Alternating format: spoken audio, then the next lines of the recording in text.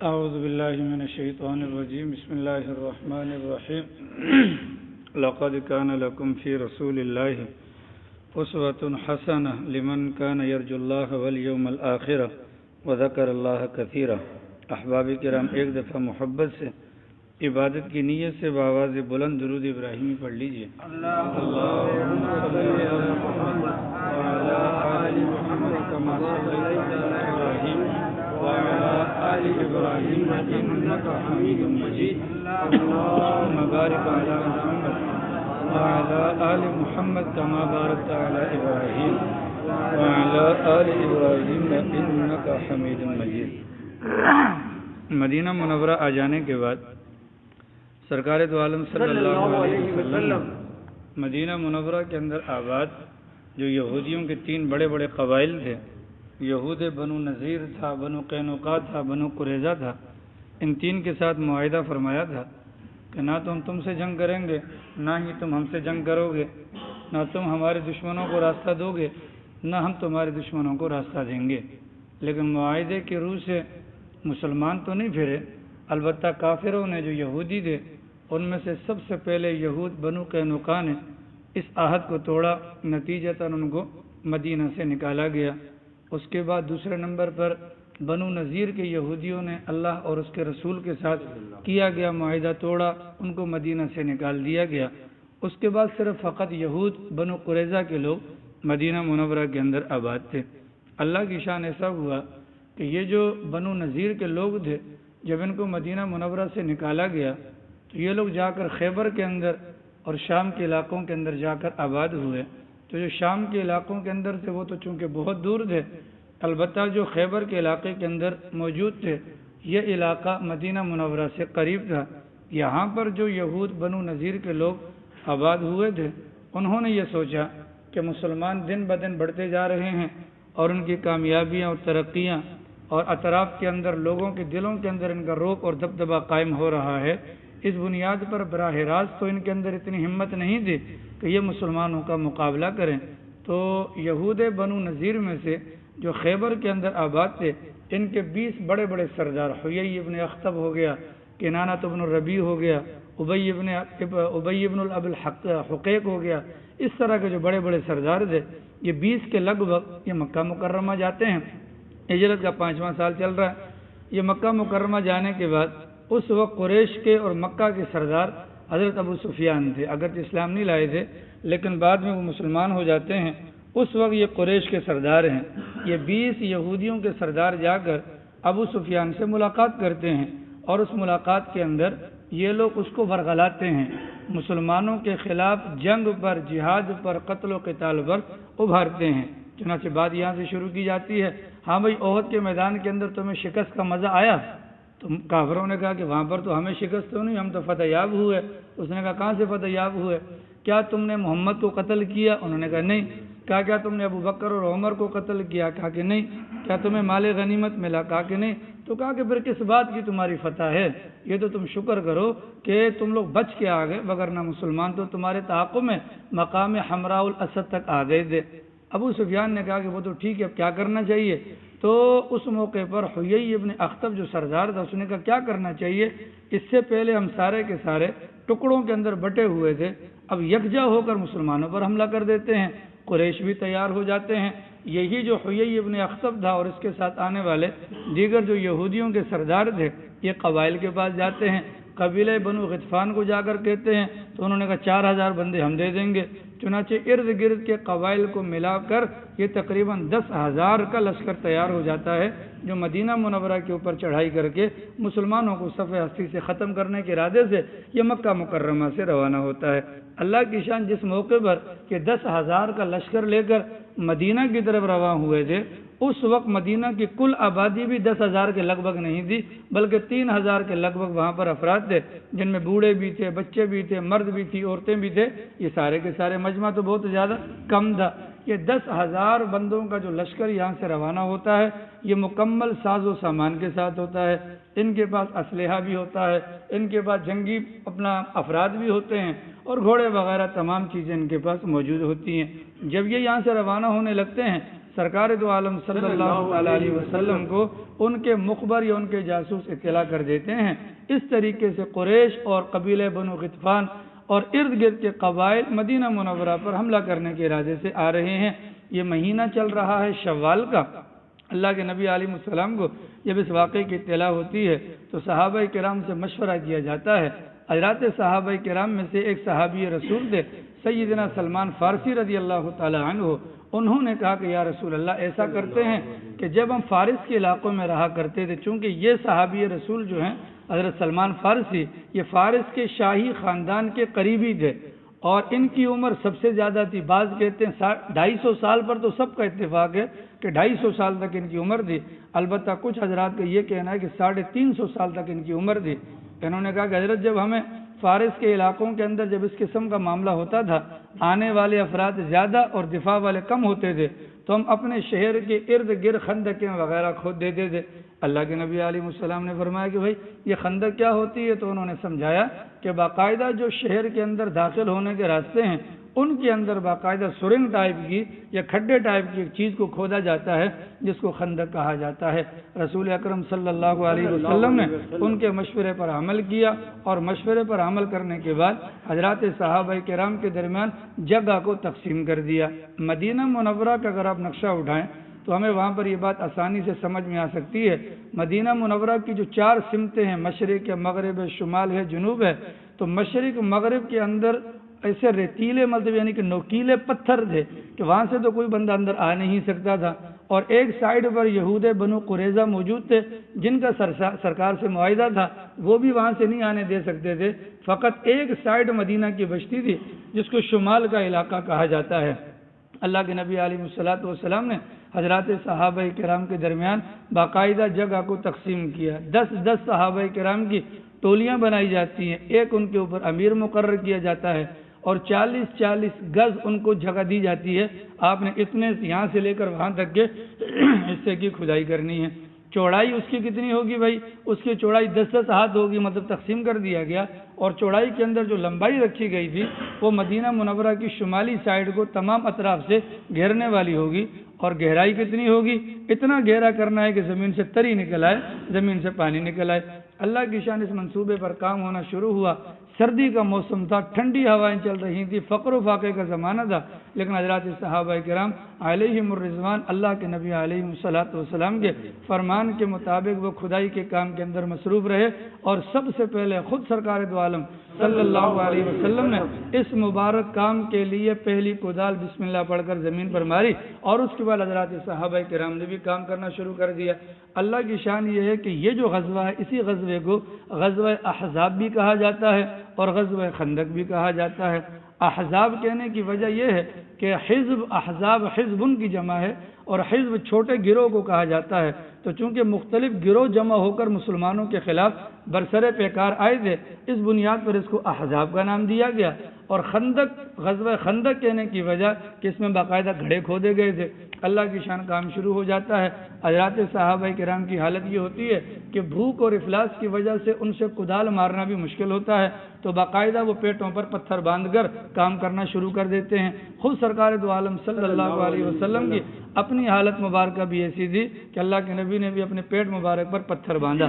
چنانچہ سرکار دو عالم صلی اللہ علیہ وسلم حضرات صحابہ کرام کے ساتھ اس کھدائی کے عمل کے اندر شریک ہوتے ہیں۔ تھوڑی دیر گزرتی ہے، اللہ کی شان ایک صحابی نے آ کر کہا کہ یا رسول اللہ، وہ ایک چٹان آ گئی ہے اور وہ چٹان ٹوٹنے سے نہیں ٹوٹ رہی۔ اللہ کے نبی علیہ السلام نے فرمایا چلو میں جا کر دیکھتا ہوں۔ اللہ کے نبی تشریف لے کر جاتے ہیں اور اس چٹان کے اوپر پانی پھینکتے ہیں، پانی مارا اور بسم اللہ اکبر کہہ کر جب اس پر ضرب ماری تو وہ فوراً چٹان جو ہے وہ ریزہ ریزہ ہو کر بکھر جاتی ہے۔ تھوڑی سی دیر گزرتی ہے کہ دوبارہ حضرات صحابہ کرام تشریف لاتے ہیں، کہا یا رسول اللہ ایک اور چٹان آ گئی ہے اور راستہ تنگ کر رہی ہے۔ چٹانوں کو بالکل برابر کرنے کی وجہ یہ تھی اگر کسی جگہ پر چٹان کو چھوڑ دیا جاتا تو وہاں سے اس کے اوپر پاؤں رکھ کر وہ اندر انٹری کر سکتے تھے، اس بنیاد پر تمام پتھروں کو ختم کرنا تھا۔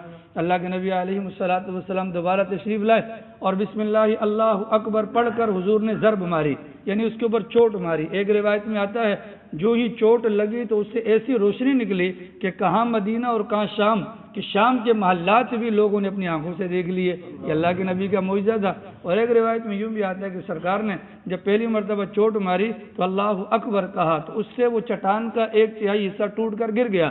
اللہ کے نبی علیہ الصلوۃ والسلام نے فرمایا کہ خدا کی قسم اللہ نے مجھے شام کی کنجیاں دے دیں اور میں اپنی آنکھوں سے وہاں کے سرخ محلات کو دیکھ رہا ہوں۔ دوبارہ اللہ کے نبی نے دوبارہ کدال کو مارا، دوبارہ اللہ کے نبی نے فرمایا کہ اللہ تعالیٰ نے مجھے اپنا جو ہے وہ کیا نام ہے اس کا مدائن کا علاقہ دکھا دیا اور میں وہاں کے قصر ابیض کو دیکھ رہا ہوں۔ پھر تیسری کدال ماری، اللہ کے نبی علیہ السلام نے فرمایا اللہ نے یمن کی کنجیاں مجھے دے دی اور میں وہاں کے جو اپنا دروازوں کے صنعاء کے دروازوں کی جو چوکھٹیں ہیں ان کو اپنی آنکھوں سے دیکھ رہا ہوں۔ اور ایک روایت میں یوں بھی فرمایا گیا، اللہ کے نبی علیہ الصلوۃ والسلام نے ارشاد فرمایا جبرائیل امین نے آ کر مجھے اطلاع دی، مجھے خبر دی آپ کی امت ان شہروں کو فتح کرے گی اور آپ کی امت ان علاقوں تک پہنچے گی۔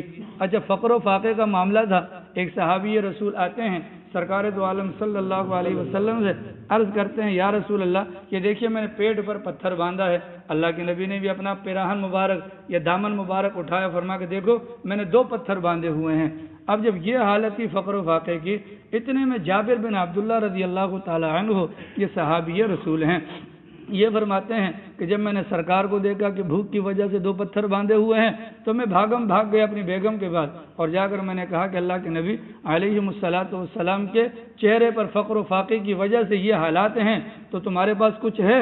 اس نے کہا میرے پاس اور تو کچھ نہیں، آدھا کلو کے لگ بھگ جو ہے اور ایک بکری کا بچہ ہے اس کو میں کاٹ دیتی ہوں، آٹا گوندھ دیتی ہوں، آپ جائیے اللہ کے نبی کو بلا کر لے آئیے۔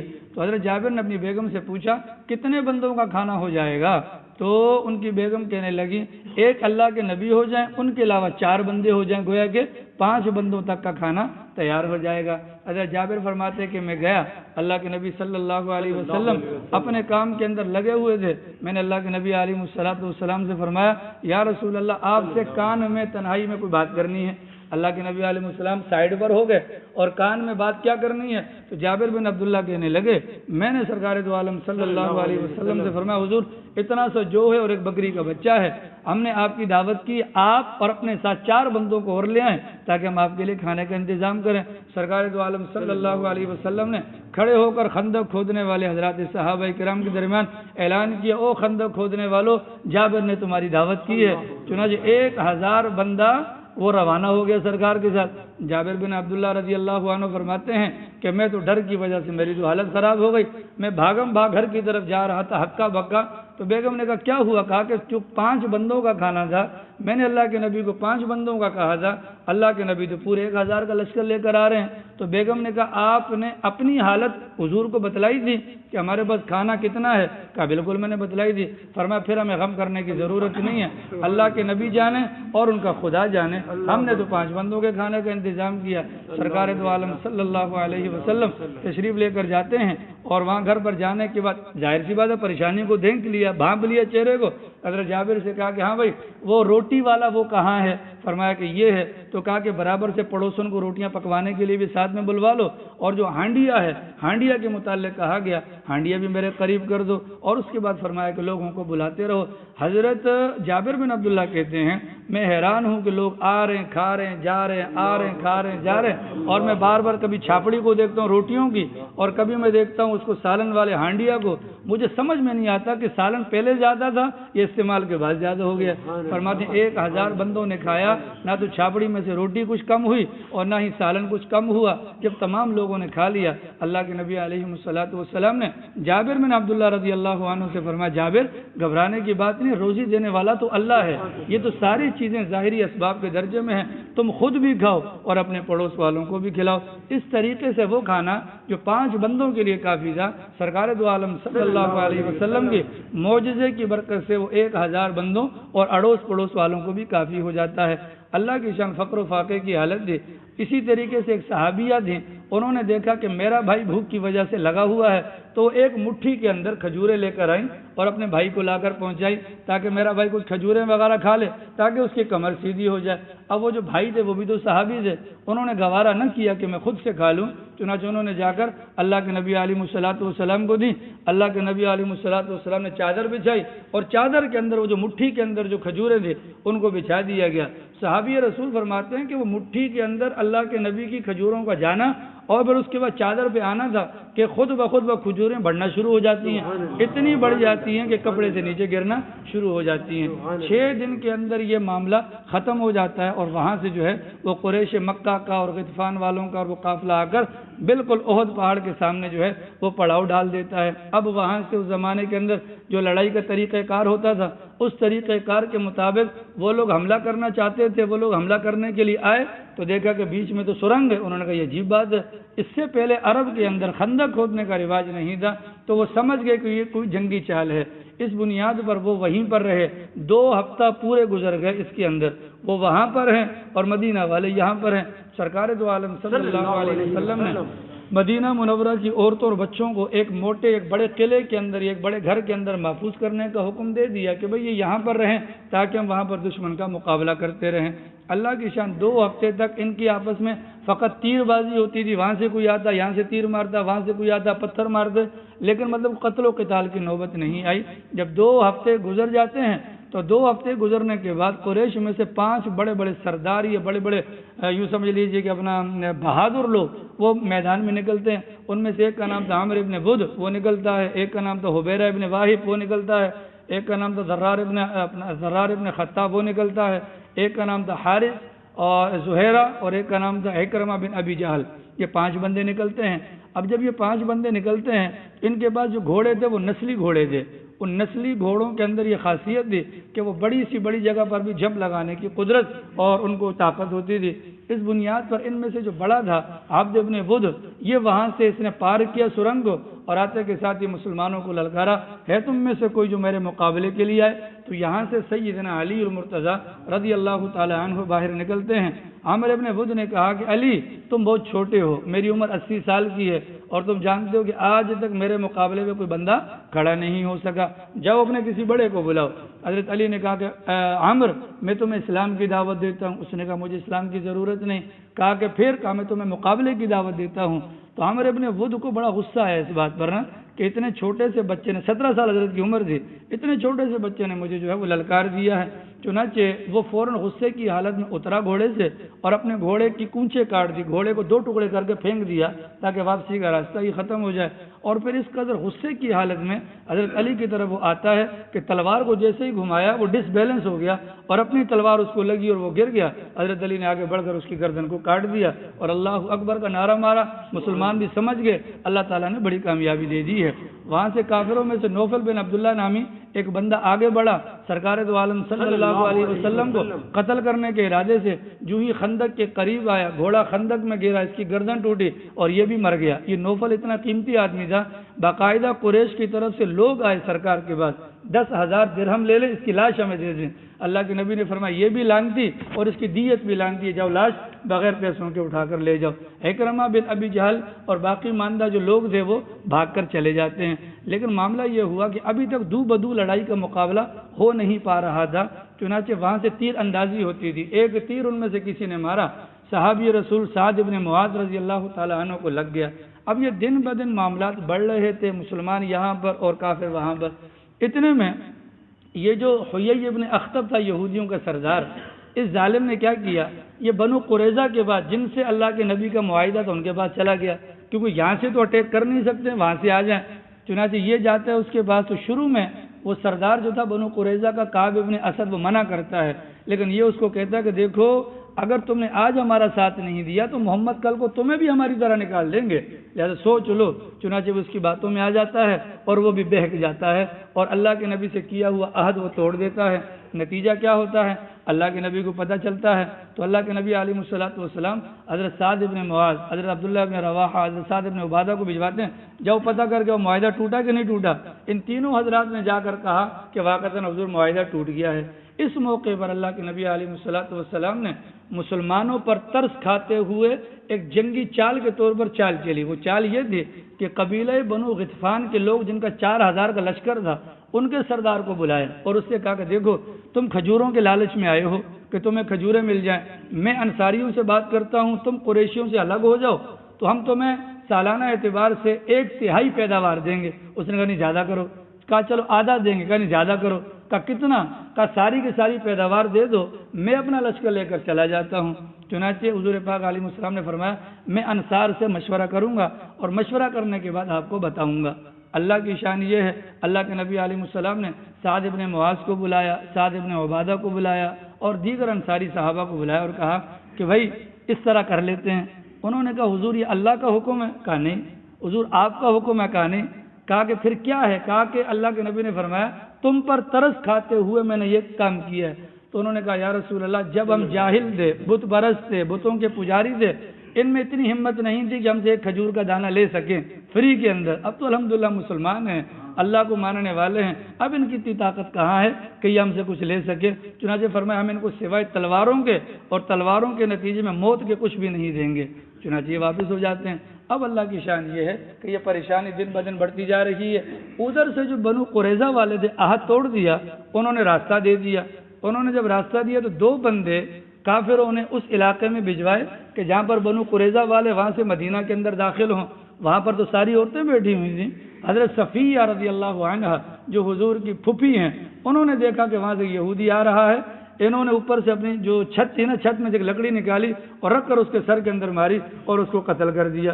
اس کے قتل کا یہ فائدہ ہوا کہ یہودی سمجھ گئے کہ یہاں پر بھی مسلمانوں نے پہرے دار بٹھا رکھے ہیں، لیکن ابھی تک جنگ ختم نہیں ہو رہی تھی۔ اتنے میں اللہ کی شان ایسا ہوا، صحابہ کرام نے سردی کا، صحابہ کرام نے بھوک کا آ کر حضور سے ذکر کیا کہ یا رسول اللہ دعا مانگیے، تو اللہ کے نبی نے کہا کہ یوں مانگو اللہم استر عوراتنا وآمن روعاتنا اللہم منزل الکتاب، اے اللہ ان کے اوپر عذاب نازل کر دے۔ اب اللہ کے نبی کی مسلمانوں کی دعا قبول ہوتی ہے اور قبول کی صورت میں ہوتی ہے کہ قبیلہ بنو غطفان کا ایک بندہ، اس کا نام تھا نعیم ابن مسعود، وہ راتوں رات سرکار کے پاس آیا اور کہتا حضور غم نہ کریں، میں اسلام لا چکا ہوں، میں قبیلے کا سردار بھی ہوں، لیکن میرے اسلام کا کسی کو پتہ نہیں، آپ مہربانی کیجئے جب تک میں نہ کہوں میرے اسلام کو ظاہر مت کیجئے گا۔ اللہ کے نبی نے فرمایا ٹھیک ہے۔ کہا کہ حضور اگر آپ اجازت دیں تھوڑا بہت اگر میں کچھ چال چلوں تو میں یہ جنگ کا پانسا پلٹ سکتا ہوں۔ حضور نے فرمایا ٹھیک ہے۔ چنانچہ نعیم ابن مسعود رات کی تاریکی میں بنو قریظہ کے پاس جاتے ہیں، بنو قریظہ کو کہتے ہیں ہاں بھائی مجھے جانتے ہو؟ سب نے کہا بالکل جانتے۔ کون ہوں میں؟ کہا ہمارے سردار ہو، اور تم جانتے ہو کہ میرے دل میں محمد کی کتنی نفرت ہے؟ سب نے کہا بالکل جانتے ہیں۔ کہا کہ یار بات یہ ہے تمہارے پاس ایک خفیہ پیغام لایا ہوں، لیکن اگر میری بات ماننی ہو تو ٹھیک ہے، نہ ماننی ہو نا تو میرا راز ظاہر نہیں کرنا ہے، میں تمہاری دل جوئی کے لیے، دل لگی کے لیے اور تمہاری خیر خواہی کے لیے تمہیں ایک بات بتاتا ہوں۔ کیا بات ہے جی؟ کہا بات یہ ہے کہ مجھے پتہ چلا قریش والے بھاگنے والے ہیں۔ قریش والے کیا ہیں؟ بھاگنے کا ارادہ رکھتے ہیں، اور چونکہ قریش کے اندر ابو سفیان سردار ہے، ابو سفیان محمد الرسول اللہ کا رشتہ دار ہے، وہ تمہیں پھنسوا کر تمہیں مروا کر تم کہاں جاؤ گے؟ جنگ تو ختم ہوگی، تم نے تو یہیں پہ رہنا ہے، تو وہ باقاعدہ تمہیں مروانے کے موڈ میں ہے۔ ٹھیک ہے، بہتر یہ ہے کہ یا تو تم الگ ہو جاؤ، اور اگر الگ نہیں ہوتے ہو جنگ کرنی ہے تو پھر ایسا کرو کہ قریش کے پاس اپنا کوئی بندہ بھجواؤ کہ قریش اپنے 10 بڑے بڑے سردار ہمیں دے دیں، تاکہ ان 10 بڑے بندوں کو اپنے پاس رکھو، کل کو لڑائی کے بعد اگر قریش اگر بھاگتے ہیں تاکہ تم جو ہے اس کا سر تو کاٹ سکو ان کا۔ ان کو یہ بات سمجھ میں آ گئی، یہ یہاں سے نکل کے کہا کہ میری بات کو کسی پر ظاہر مت کرنا۔ یہاں سے نکل گیا قریش کے پاس، یہاں قریش کو جانتے ہو؟ کہا بالکل جانتے ہیں۔ کون ہوں میں؟ کہا کہ نہیں، محمد کی کتنی نفرت ہے؟ کہا بہت نفرت ہے۔ کہا کہ یار بات یہ ہے کہ بات تم لوگوں کو بتانی ہے، یہ بنو قریظہ والے ہیں نا، انہوں نے اللہ کے نبی سے خفیہ طور پر معاہدہ کر لیا ہے کہ ہم نہیں چاہتے تھے جنگ میں آنا، لیکن قریش نے لالچ دے کر ہمیں جنگ کے اندر مبتلا کیا ہے۔ اب یہ نبی سے صلح کرنا چاہتے ہیں تو شرط یہ رکھی ہے کہ سرداران قریش کے 10 بندوں کے سر جب تک نہیں دو گے نا اس وقت تک صلح نہیں ہوگا۔ قریش نے جب یہ بات سنی تو ان کی بھی وہ آ گئی، انہوں نے کہا اچھا، یہ کہہ کر نہیں ابن مسعود وہاں سے نکل جاتے ہیں۔ اللہ کی شان یہ ہے، اب اگلا دن وہ وہاں بیٹھے ہوئے، یہاں بیٹھے ہوئے ہیں، تو قریش نے کہا بنو قریظہ سے کہ آؤ حملہ کرنے کے لیے۔ قریش نے کہا پہلے تم اپنے 10 بندے بھجواؤ۔ او ابو سفیان نے کہا نعیم نے رات کو بات صحیح کہی تھی، اس طریقے سے ان کی چال اللہ تعالیٰ نے ایسی ناکام کی، ان کے اندر پھوٹ پڑ جاتی ہے۔ بنو قریظہ سمجھ گئے کہ قریش اپنا غدار ہیں، اور وہ سمجھتے تھے کہ یہ غدار ہیں۔ نتیجہ یہ ہوا کہ اب دونوں نے واپسی کا راستہ سوچا۔ سردی کی سخت رات تھی۔ حضور پاک علیہ السلام نے فرمایا بھئی کون ہے تم میں سے جو جا کر ابو سفیان کے قافلے کی خبر مجھے لا کر دے۔ اللہ کی شان، سردی کی رات کی حضرت حذیفہ کہتے ہیں کہ کیا نام ہے اس کا، اللہ کے نبی نے جب یہ کہا تو کوئی بھی نہیں اٹھا۔ ایک مرتبہ کہا کوئی نہیں اٹھا، دوسری مرتبہ کہا کوئی نہیں اٹھا، چونکہ سردی تھی باہر کون جائے۔ جب تیسری مرتبہ کہا حضرت حذیفہ کہتے ہیں میرے پاؤں میں درد ہے، میں ذرا پاؤں چینج کرنے کے لیے اوپر ہوا نا، حضور نے کہا اچھا حذیفہ آپ جائیں گے، کھڑے ہو جائیں کھڑے ہو جائیں۔ حضرت حذیفہ کہتے ہیں جب اللہ کے نبی نے کہہ دیا اب تو انکار نہیں ہے، لیکن خود فرماتے ہیں کہ میری اپنی یہ حالت تھی کہ خیمے کے اندر سردی سے میری جان نکل رہی تھی، تو میں نے سوچا کہ اگر میں یہاں سے باہر نکلوں گا تو میری کیا حالت ہوگی۔ فرماتے ہیں کہ یہی سوچ کر کے اللہ کے نبی کا فرمان ہے میں نکلنے لگا، تو جو ہی میں خیمے کے باہر نکلا تو مجھے اتنی گرمی لگی، اللہ کے نبی کا معجزہ، ایسی گرمی لگی کہ ساری کی ساری سردی غائب ہو گئی۔ مجھے اللہ کے نبی نے فرمایا کہ دیکھو وہاں جا کر صرف ان کی باتیں سننی ہیں اور کوئی حرکت وغیرہ نہیں کرنی ہے۔ چنانچہ فرماتے ہیں کہ میں جیسے نکلا ابو سفیان کے قافلے میں پہنچا، مجھ پر سردی وغیرہ کچھ بھی نہیں، اندھیرا تھا، رات کا وقت تھا، اور میں نے دیکھا کہ ایک ایسی ہوا چلی کہ قریشیوں کے سارے خیمے اکھڑ گئے، ان کی دیگیں الٹ گئیں، اتنی تیز ہوا تھی کہ ان کے جانور اونٹ اور گھوڑے بھی اڑ اڑ کر دوسری جگہوں پر جا رہے ہیں۔ ابو سفیان وہاں پر بیٹھا ہوا مشورہ کر رہے تھے، اے قریش والو، بنو قریظہ نے دھوکہ دے دی، اب واپسی کے علاوہ کوئی چال نہیں ہے۔ چنانچہ وہ وہاں مشورہ کر رہے تھے۔ حضرت حذیفہ کہتے ہیں کہ اندھیرے کے اندر میں بالکل ابو سفیان کی کمر تک پہنچ گیا، اگر میں چاہتا تو قتل کر دیتا، لیکن مجھے اللہ کے نبی کی بات یاد آ گئی کہ وہاں جا کر کوئی حرکت مت کرنا۔ فرماتی یہ سارا معاملہ دیکھ کر میں واپس آیا سرکار دو عالم صلی اللہ علیہ وسلم کو آ کر میں نے واقعے کی اطلاع دی۔ اللہ کے نبی علیہ السلام نے اللہ کا شکر ادا کیا، اور اس کے بعد جو ہی صبح ہوئی تو کیا دیکھتے ہیں کہ سامنے قریش کا قافلہ واپس جا رہا ہے۔ تو اللہ کے نبی علیہ السلام نے فرمایا کہ آج کے بعد ہم ان سے جنگ کریں گے، مطلب ہم اٹیک کریں گے، ہم دفاعی پوزیشن پر نہیں آئیں گے۔ چنانچہ قریش کا قافلہ واپس چلا جاتا ہے اور بنو قریظہ کے لیے پھر تباہی کا آگے سے سامان ہو جاتا ہے۔ 20 دن تک یہ حصار ہوتا ہے۔ کل اس کے اندر 16 آدمی مارے جاتے ہیں، جس میں سے 6 مسلمان شہید ہوتے ہیں اور 10 کافر مارے جاتے ہیں، اور اس طریقے سے یہ معاملہ ختم ہو جاتا ہے۔ بنو قریظہ نے غداری کی تھی۔ اللہ کے نبی علیہ السلام جو ہی گھر پر تشریف لائے، جبرائیل امین علیہ السلام ظہر کی نماز کے موقع پر تشریف لائے دحیہ کلبی کی صورت کے اندر، اور آ کر کہا حضور آپ نے ہتھیار اتار دیے؟ کہا بالکل۔ تو انہوں نے کہا ہم نے تو ابھی ہتھیار نہیں اتارے، اللہ نے حکم دیا کہ بنو قریظہ کا پیچھا کیا جائے۔ یہ جو بنو قریظہ والے تھے یہ لوگ جا کر ان یہودیوں کے ساتھ ان کے قلعوں میں چھپ گئے تھے۔ چنانچہ اللہ کے نبی علیہ السلام نے فرمایا میرے صحابہ بھی تھکے ہوئے ہیں، تھوڑا آرام کا موقع دیا جائے۔ جبرائیل امین نے کہا گھبرانے کی ضرورت نہیں، میں ابھی جا کر یہودیوں کے دل کے اندر آپ لوگوں کا روب ڈال دیتا ہوں۔ چنانچہ ظہر کی نماز کے بعد سرکار دو عالم صلی اللہ علیہ وسلم نے صحابہ کرام کو حکم دیا عصر کی نماز بنو قریظہ میں جا کر پڑھنی ہے۔ صحابہ کرام بھی روانہ ہو جاتے ہیں۔ اس کے بعد اللہ کے نبی علیہ السلام نے حضرت علی کو مسلمانوں کا جھنڈا دے کر روانہ کیا۔ حضرت علی جب وہاں پر جاتے ہیں تو یہودیوں نے سرکار کو گالیاں دینا اور بکواسات کرنا شروع کر دیں۔ اس کے بعد اللہ کے نبی علیہ السلام تشریف لے کر جاتے ہیں۔ جب یہ وہاں پر حضور جاتے ہیں تو وہاں جانے کے بعد وہ سارے کے سارے یہودی قلعوں کے اندر چھپ جاتے ہیں۔ 25 دن تک محاصرہ رہتا ہے، وہ اندر سے نہیں نکلتے۔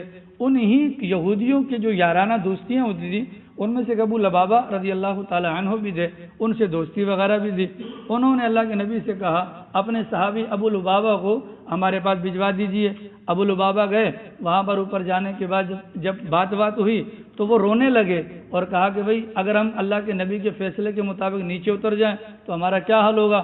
انہوں نے کہا یوں، مطلب یعنی کہ گردن اڑا دی جائے گی۔ ابو لبابہ نے سوچا کہ اللہ، میں نے تو اللہ کے نبی کے پوچھے بغیر ان کا راز بتلا دیا، لہذا فوراً انہوں نے توبہ کر لی اور کہا کہ اس وقت تک میں اپنے آپ کو ستون کے ساتھ باندھے رکھوں گا جب تک اللہ میری توبہ قبول نہ کر لے۔ چنانچہ ان کو مسجد نبی کے ستون کے ساتھ اپنے آپ کو بیوی کے ہاتھوں بندھوا دیا، صرف نماز کے لیے اور حاجت کے لیے کھلتے تھے۔ 6 دن تک یہ بندھے رہے۔ چنانچہ اللہ کے نبی کو پتہ چلا، ابو لبابہ سے اس طرح کا معاملہ ہوا۔ اللہ کے نبی نے کہا اگر وہ مجھ سے آ کر کہہ دیتا میں معافی مانگ لیتا، اب چونکہ اللہ کی ذات تک بات پہنچ گئی ہے تو 6 دن کے بعد ان کی توبہ کا حکم آیا. صحابہ دوڑتے ہوئے آتے ہیں کھولنے کے لیے. انہوں نے کہا نہیں، میں نے قسم کھا رکھی ہے اللہ کے نبی کے ہاتھوں کے علاوہ کوئی اور مجھے نہیں کھولے گا. پھر 6 دن اللہ کے نبی علیہ الصلوۃ والسلام آ کر ان کی رسیاں کھول دیتے ہیں. آج بھی وہ ستون ابو لبابہ کے نام سے وہاں پر مدینہ منورہ میں مسجد نبی کے اندر موجود ہے. چنانچہ اس کے بعد جب وہ پھنس گئے، 25 دن گزر گئے، کیا کیا جائے؟ ان کے سردار نے کہا 3 باتوں میں سے ایک بات پر عمل کر لو. پہلی بات تو یہ کہ محمد پر ایمان لے آؤ، تم جانتے ہو کہ وہ سچا نبی ہے. انہوں نے کہا ہم نہیں مانتے. دوسری بات کہا کہ اپنی بیویوں کو، اپنی عورتوں کو، اپنے بچوں کو اپنے ہاتھ سے قتل کر دو اور پھر مکمل توجہ کے ساتھ محمد کا مقابلہ کرو. اس نے کہا ہم یہ بھی نہیں مانتے. کہا تیسری بات یہ کہ ہفتے والے دن مسلمان ہمارے متعلق گمان کرتے ہیں کہ ہم لڑائی نہیں کریں گے، ہفتے والے دن مسلمان مطمئن ہوں گے، ہم ان پر اٹیک کر دیتے ہیں. انہوں نے کہا یہ بھی نہیں مانتے. تو کہا جب یہ نہیں مانتے تو چوتھی صورت یہ ہے اپنے آپ کو مسلمانوں کے حوالے کر دو. مسلمانوں کے حوالے کیا گیا. اللہ کے نبی نے فرمایا کیا یہ اچھا ہو کہ سعد ابن معاذ کو تمہارا حاکم بنا دیا جائے. سعد ابن معاذ کو تیر لگا تھا، وہ زخمی ہو گئے تھے. چنانچہ ان کو لایا گیا اور کہا کہ یہ لوگ آپ کے فیصلے پر راضی ہیں. تو سعد ابن معاذ نے کہا کہ یا رسول اللہ، میں ان کے متعلق فیصلہ یہ کرتا ہوں ان کے جنگی مردوں کو قتل کر دیا جائے اور ان کی عورتوں کو اور بچوں کو جو ہے قیدی بنا لیا جائے. اللہ کے نبی علیہ الصلوۃ والسلام سعد ابن معاذ کے فیصلے پر خوش ہوئے اور اس کے بعد ان کو باقاعدہ مدینہ لا کر انصاریوں میں سے ایک عورت کے گھر پر رکھا گیا اور 4 کو باہر لے جا کر خندقیں کھود کر ان کی گردنیں مار دی جاتی ہیں. وہ سارے کے سارے مار دیے جاتے ہیں. اسی سال یعنی کہ ہجرت کے 5ویں سال میں اللہ کے نبی کا حضرت زینب بنت جاحش سے نکاح بھی ہوتا ہے اور یہی وہ مبارک سال ہے کہ جس کے اندر آگے چل کر حجاب کا یعنی کہ پردے کا حکم بھی نازل ہوتا ہے. تو 5 ہجری کے یہ کچھ مختصر واقعات دے، باقی انشاءاللہ الرحمن 6 ہجری کے واقعات کو کل بیان کیا جائے گا. اللہ پاک توفیق اجمعین برحمتہ.